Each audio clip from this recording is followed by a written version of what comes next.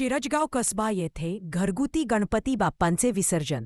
पुढच्या वर्षी लवकर याच्या जयघोषात निरोप. शिरजगाव कसबा. शिरजगाव कसबा येथील गणेश भक्तांनी मोठ्या उत्साहात आपल्या घरगुती गणपती बाप्पांचे विसर्जन केले.